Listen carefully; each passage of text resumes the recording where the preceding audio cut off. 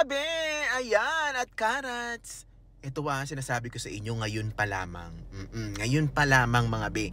Isa sa dapat nating paghandaan sa 17 World Tour next year na magaganap ng March. Mga be, March. Summer na yan. Sobrang init ng panahon na yan, sinasabi ko sa inyo. So paghandaang mabuti yung hygiene. Oo. Na hindi tayo lahat mga moy. Ang gigigil ako sa inyo. Hindi lang para sa inyo yan, kundi para sa lahat ng makakatabi at makakasalamuhan ninyo sa inyong mga section. Sinasabi ko sa inyo, sa lahat ng di nagjo-jodorant, sanayin nyo ng sarili nyo na mag-jodorant. Oo. Kilikili. Tapos, alam nyo ba na kung minsan may amoy din sa pagitan ng mga cleavage?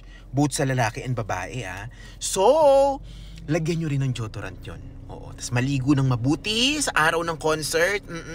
Magdala ng mga tuwalyang pamunas, ng mga wet wipes and everything, yung mga portable fan, mga pamalit ng damit. Oo. Alam ko gusto nating umaura and everything, pero siguro habang nakapila, mag-t-shirt ka muna and everything. Tapos kung sakali magpipicture na, saka ka mag-transform ng talagang suot mo. Yung mga ganon, diba, i-consider natin yung mga ganong bagay na meron kang outfit number 2. Oo, na kapag pinagpawisan ka, ito na isusuot mo. Ganyan. O kung kaya ng outfit number 3, diba? Tapos ay nga, mga portable pan and everything. Pati na rin yung mga bubble gum and everything. Mga Mentos, ganyan, mentholated, para hindi lang yung katawan, pati hininga. Ganyan. Kung sumisigaw-sigaw ka doon, para ka, diba? Napupunta yan sa katabi mo. Ganon.